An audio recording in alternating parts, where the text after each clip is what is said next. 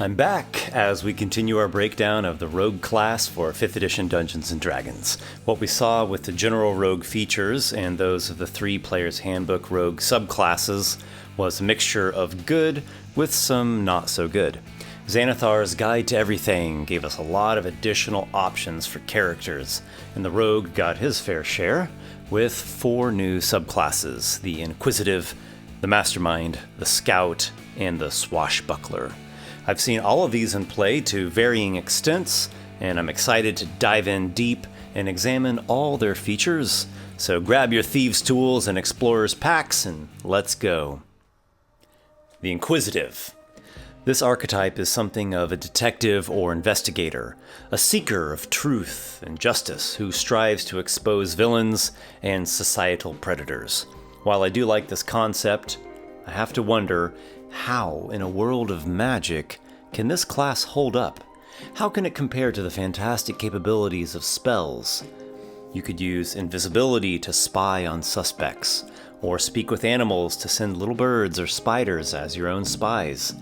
Zone of Truth to weed out fact from fiction, augury for divine guidance, suggestion to influence someone into giving you a confession. Speak with Dead to get information straight from a murder victim's corpse, and it only grows in scope once you get into mid and high levels, when characters have spells like Gesh, Dominate Person, Legend Lore, Scrying, True Seeing. Though I have my skepticism, I am curious to see everything the Inquisitive has to offer. Ear for Deceit, 3rd level. When you make an insight check to sense if someone is lying, and you roll a 7 or lower on your d20, you treat the roll as if it were an 8. This feature is very similar to Reliable Talent, though it's just for insight. In fact, when you reach 11th level Rogue and you get Reliable Talent, this feature becomes obsolete. Well, Ear for Deceit certainly fits the theme and the purpose of the Inquisitive.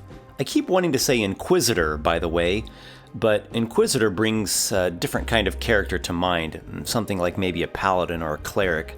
So the Inquisitive, I think, would naturally be using insight a lot, which is actually a skill that I think characters should utilize more in D&D.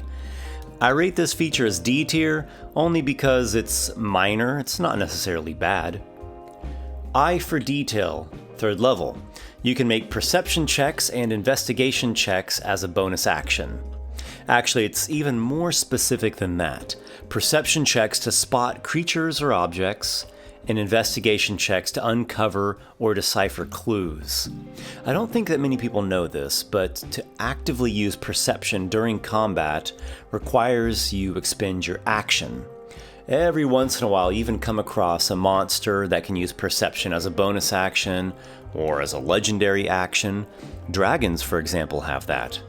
I suppose this feature is mainly helpful when you're up against really fast, mobile creatures that can hide every turn, like how goblins or even other rogues can hide as a bonus action. As far as using investigation to uncover and decipher clues as a bonus action during combat, I don't really know. Maybe there could be a very specific situation where you have to solve some kind of puzzle really fast while you're being attacked by enemies. Or maybe one of those crushing walls scene like in Temple of Doom or Star Wars. This has got to be one of the piddliest class features I've ever seen, though to be fair, it's coming alongside 2 other class features at 3rd level Inquisitive, the aforementioned Ear for Deceit and Insightful Fighting, also 3rd level. As a bonus action, you can make an insight check against a target you can see, contested by the target's deception check. If you succeed, you can use your sneak attack against the target, even if you don't have advantage, though not if you have disadvantage. It's a little strange that this ability forces an enemy to make a deception check. It doesn't even stipulate that you have to be in combat, or even that the enemy be aware of you at all, only that you just see the enemy and it isn't incapacitated. The effect isn't bad at all, it's just a weird mechanic. I would have much rather it have been different, like something that gave you a shot at studying the target's behavior to gain advantage on attack rolls against it. Steady Eye, 9th level. As long as you move no more than half your speed, you have advantage on all perception and investigation checks.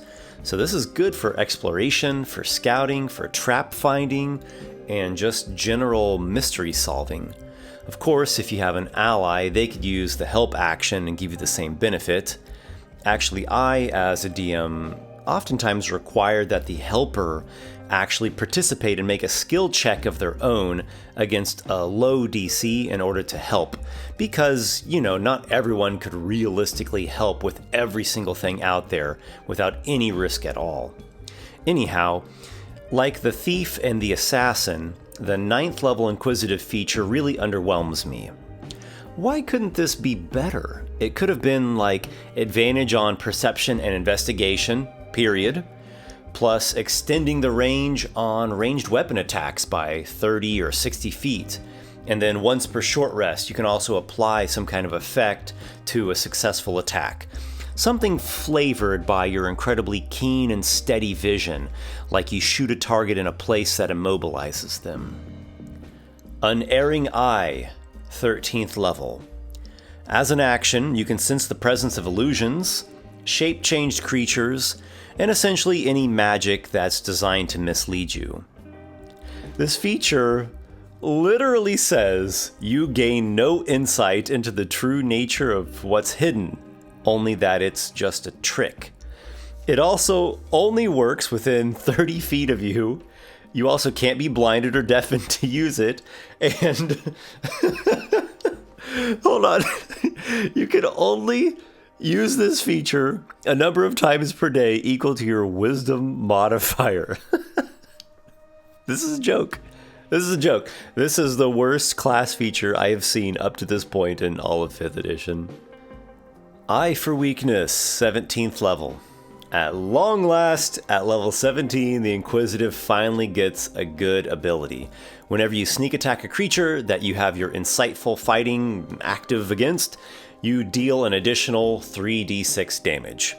Honestly, this should have been baked into insightful fighting. You could start it off at 1d6 extra damage there at 3rd level, scale it up to the 3d6 by 17th level, but whatever. I'm done with this subclass. I'm ready to move on. The Inquisitive is a disappointing mess. If you personally are playing an Inquisitive, or you want to play one, I really hate to discourage you or to make you feel like you're doing something wrong. That's really not me. At the end of the day, really what's most important is that you play the character that you enjoy and you can get into. But I strongly suggest that you consider some other options to accomplish the same thing. Almost any spellcasting class can accomplish the same thing that the Inquisitive is trying to do, and in much more effective ways and at lower levels. The problem is that the Inquisitive's features are just too weak, too fiddly-piddly. Another problem with the Inquisitive is its ability scores. Like, you want dexterity, as all rogues do, but you also want intelligence and wisdom and charisma for your skills. It's asking a lot, and depending upon what you rolled for your ability scores, it may not even be viable for you to play this subclass, so please, let's just move on. The Mastermind. Flowing right out of the Inquisitive is the Mastermind, who in a similar fashion values knowledge, secrets, and social interplay. Masterminds are more like spies and influencers, as the name Mastermind implies. Their lore associates them with intrigues and covert plots. Depending on your campaign and your DM style, this might fit or it might not. If it's just a straightforward dungeon crawl campaign, this intrigue courtier RP isn't going to make a lot of sense. But in a heavy role-playing, story-based campaign, it's great, it fits perfectly. And once again, I have to wonder, how could a mastermind compete to a spellcaster that has illusion and enchantment spells, things that charm and influence or completely control other people's minds? So let's see how the features truly are. Master of Intrigue, 3rd level. You gain proficiency with the Disguise Kit, the Forgery Kit, and 1 gaming set. You also learn 2 languages of choice. Also, if you study a creature for at least a minute, You can perfectly replicate its accent and its speech patterns, allowing you to pose as that person or simply a native of their homeland. This is how you do a good minor feature. It includes a lot of lesser benefits that on their own they can be situationally nice, and they also interplay and have synergy with each other in a union. Also, assassin rogues are probably raging in frustration as their 13th level imposter feature is very similar to, and actually worse than, this 3rd level mastermind feature. Master of Tactics, 3rd level. As a bonus action, you can use the help action. Furthermore, if you use it against an enemy to grant advantage on an ally's attack, that enemy can be up to 30 feet away from you. Usually they have to be right next to you.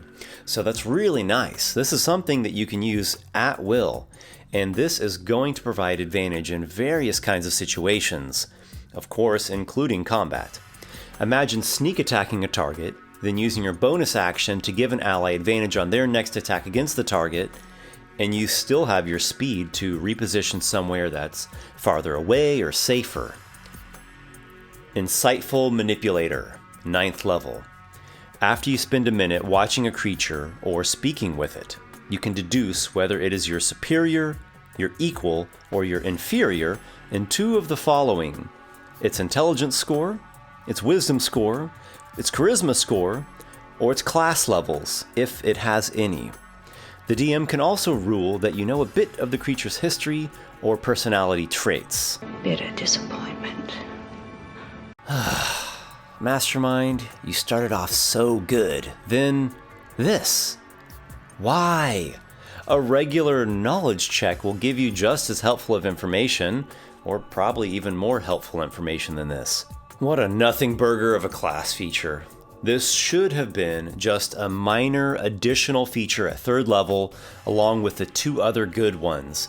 If that had been the case, my reaction would have been this.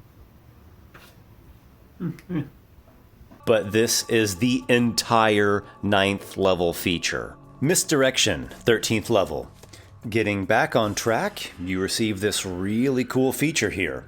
If you are targeted by an attack while another creature is within 5 feet of you and providing you cover, you can spend your reaction to make the attack target that creature instead of you.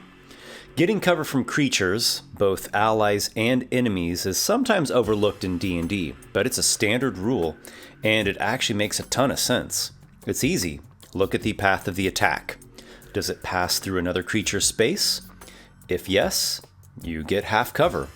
Some creatures could probably also provide 3/4 cover, depending upon their shape and your relative position, like being behind a gelatinous cube probably blocks most of the attack's path.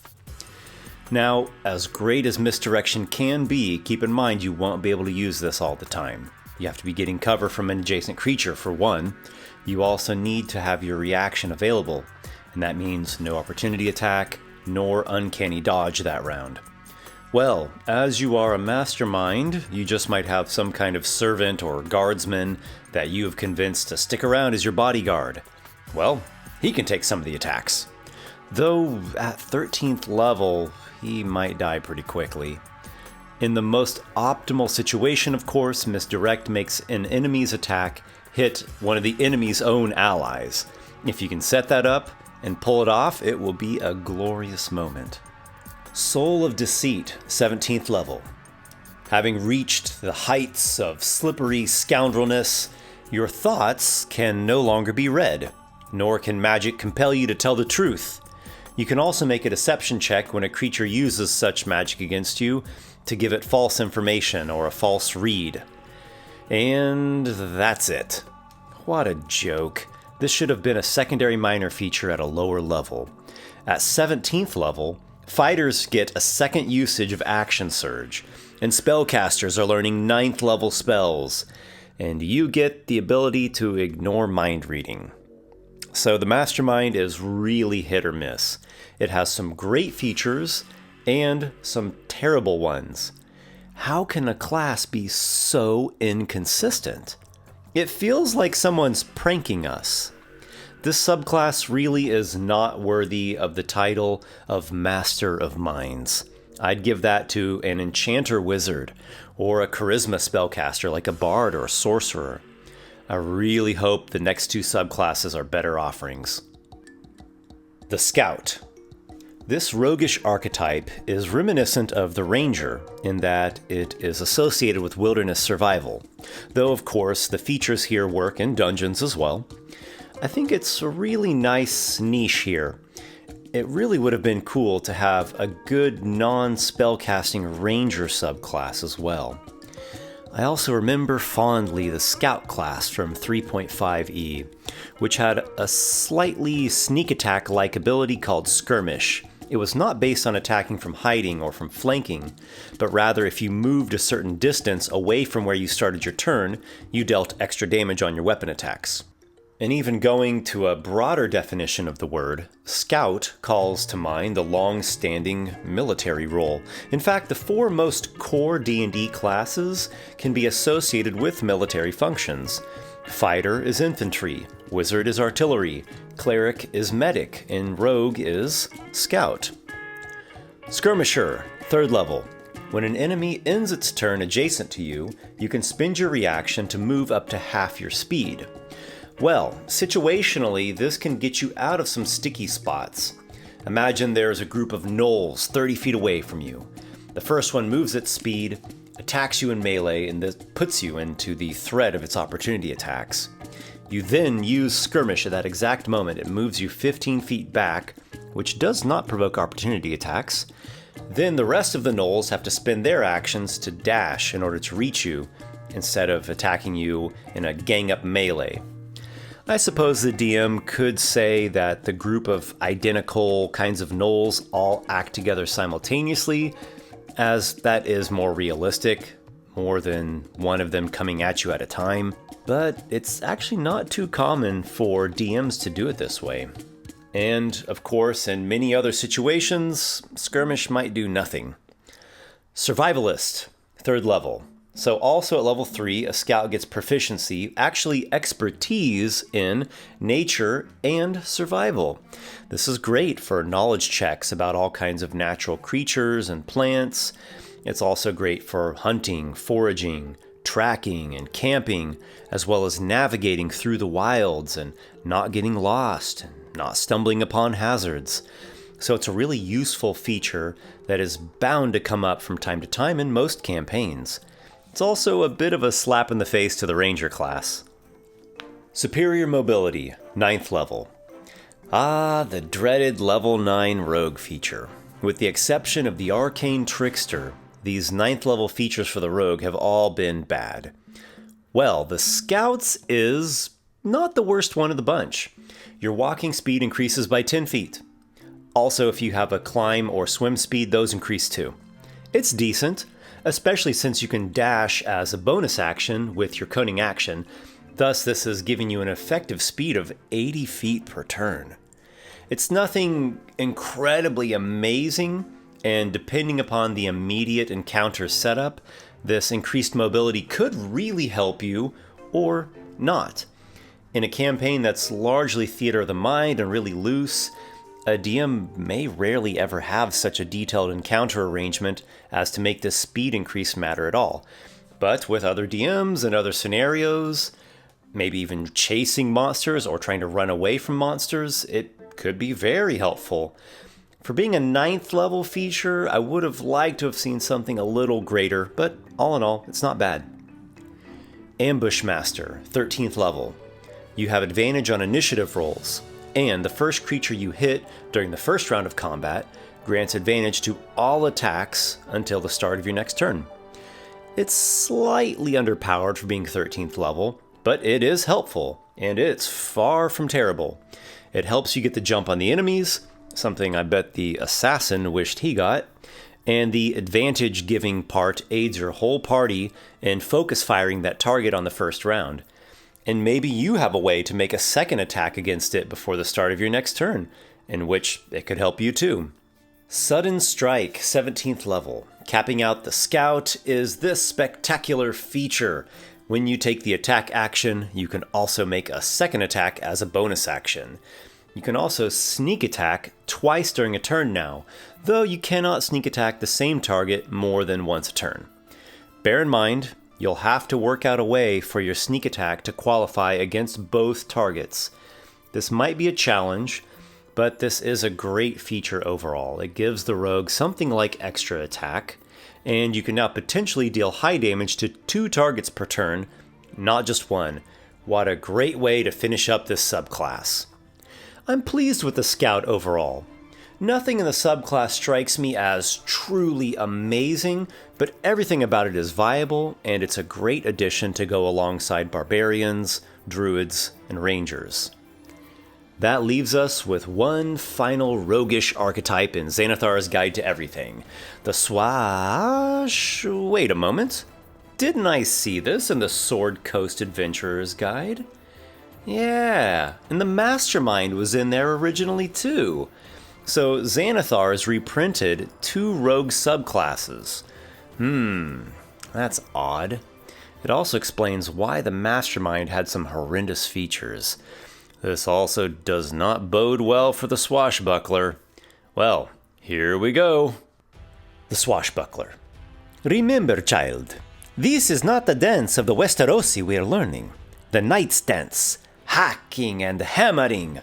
No, this is the bravos dance, the water dance. It is swift and sudden. All men are made of water. Do you know this? If you pierce them, the water leaks out and they die. As someone who grew up watching movies like The Princess Bride, Robin Hood, and Sinbad, the swashbuckler does appeal to me. The speed and the acrobatics, the dashing charm and the cunning. I just hope this subclass does it justice. Fancy footwork, 3rd level. If you make a melee attack against a creature, it can't make opportunity attacks against you for the rest of your turn. Well, that's pretty cool. I've actually seen this in action before, and it works really well for the hit and run skirmishing that rogues prefer. And the fact that you can dash as a bonus action due to cunning action makes this feature highly usable. Rakish Audacity, 3rd level.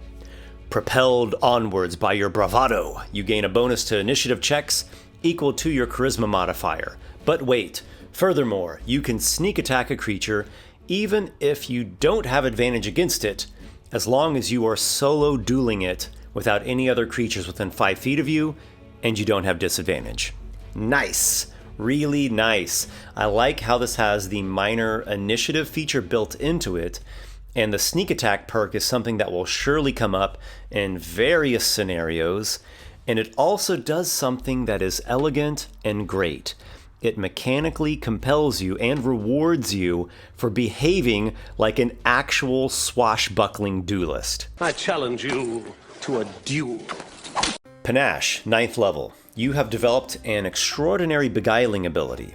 As an action, you can make a persuasion check contested by a target creature's insight check. The target must be able to hear you and share a language with you. If the target is hostile to you, for the next minute, it has disadvantage on attacks against targets other than you, and it cannot op-attack targets other than you.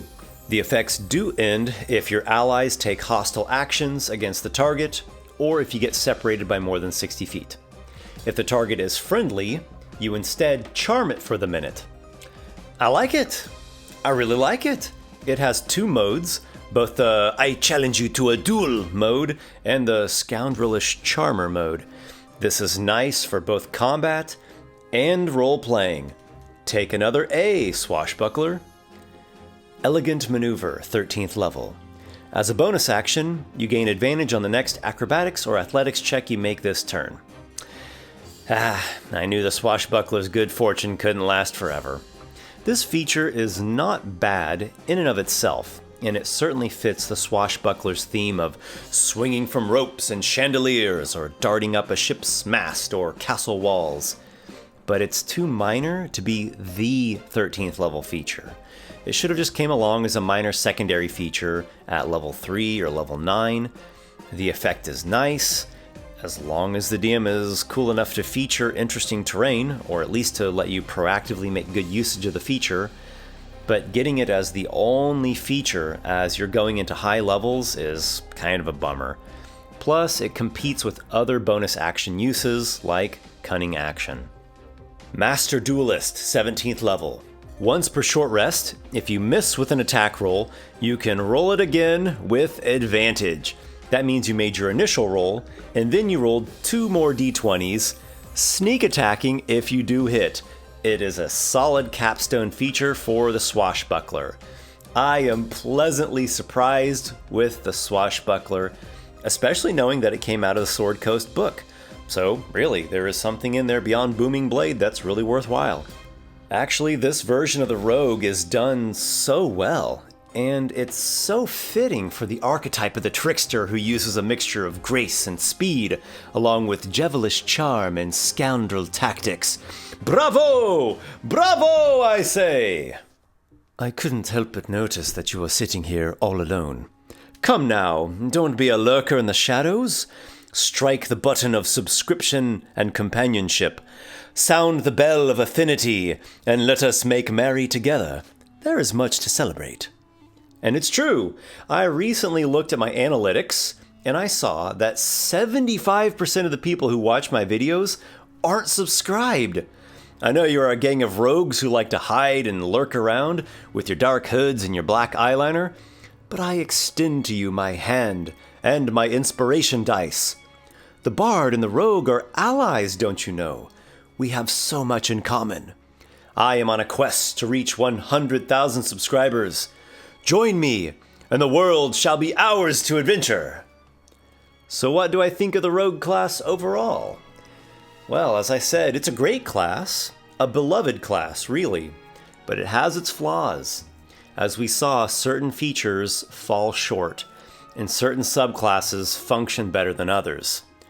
While other classes can use magic to outshine the rogue in stealth, infiltration, damage, and utility, the rogue is good in all those areas, and it can use the majority of the class features at will. Aside from the arcane trickster, the rogue never has to worry about running out of spell slots or maintaining concentration. Why don't we line up these rascals and get a ranking of the subclasses? In 7th place, we have the Inquisitive. 6th place, Mastermind. 5th place, Assassin. 4th place, Scout. 3rd place, Thief. 2nd place, Arcane Trickster. And 1st place goes to the Swashbuckler. After reviewing all of this and giving it a lot of thought, I would say the Inquisitive and the Mastermind need major overhauls. They actually appalled me by how disappointing some of their features are. The Assassin, Scout, and Thief are definitely better, though I think they could stand a slight bit of revision to a few certain features. And the Arcane Trickster and the Swashbuckler are so well done, they were really a pleasure for me to read, as well as a joy for me to see them in action in my online campaigns. I want to give a quick thank you to all my patrons who support me and help make my channel and my newsletter everything that they are. If you all out there are so inclined, head over to my Patreon page. I'll put links at the end of the video and down in the video description. Your support gets you some unique rewards like full dungeon maps, monsters designed from your concepts, and a chance to become a monthly VIP and participate in the Bard stream. That's all I've got for now. I'm going to use my stealth and sneak away. Actually, no, I'll just cast invisibility. May your adventures be many.